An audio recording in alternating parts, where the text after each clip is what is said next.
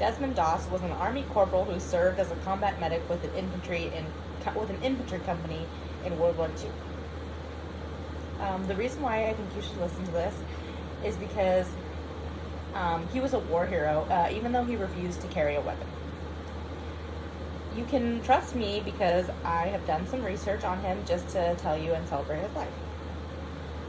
I'm going to tell you about his life and his accomplishments, and also tell you why his life calls for celebration.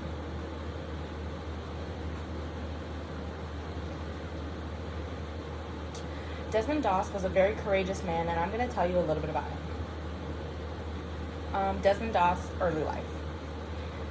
Desmond Doss was born in Lynchburg, Virginia, to William Thomas Doss, a carpenter, and Bertha Edward Doss, a homemaker and shoe factory worker, in 1919, February 7th. He also had some siblings. He had an older sister named Audrey and a younger brother named Harold.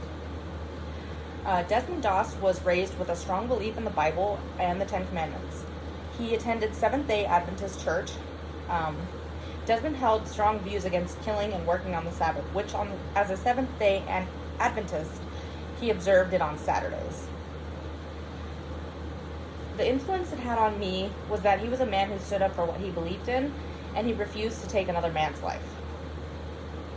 So we learned that Desmond Doss was a religious man born in Lynchburg, Virginia, and he was a Seventh-day Adventist.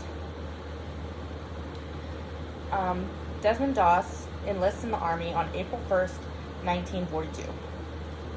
In March 1941, Desmond began working as a ship joiner at the Newport News Naval Shipyard. After the United States entered World War II, he was offered a military deferment, but chose to join the Army instead.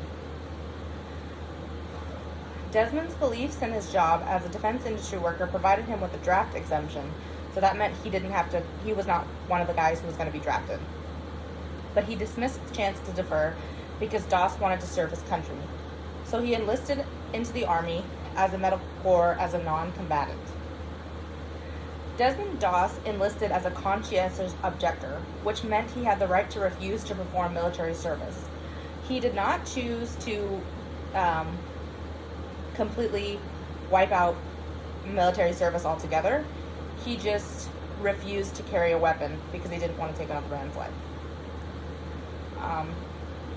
Desmond Doss upset a lot of people, a lot of men, with his religious views, but he stood his ground on becoming a combat medic without a weapon, which was very brave, and he received awards for it later on. Desmond Doss enlisted in the Army as a conscientious objector and went into the war without a weapon, and now we are going to learn about his accomplishments.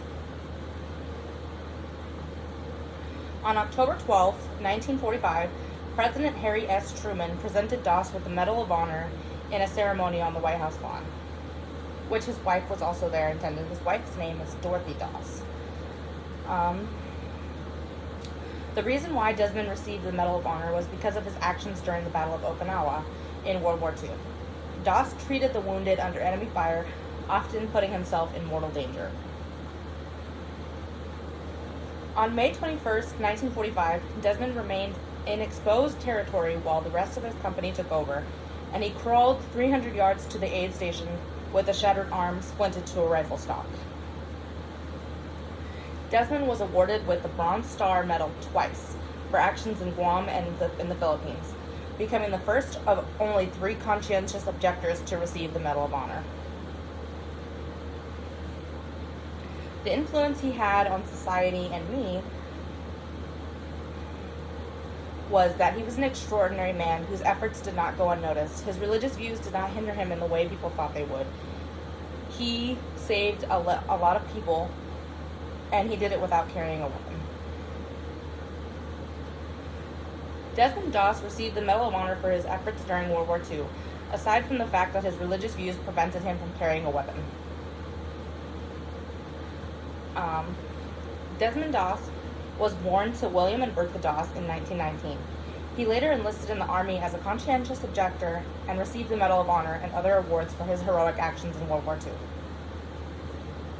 Not many men are raised to be like Medal of Honor recipient Desmond Doss. He stood firm in his beliefs and proved many people wrong.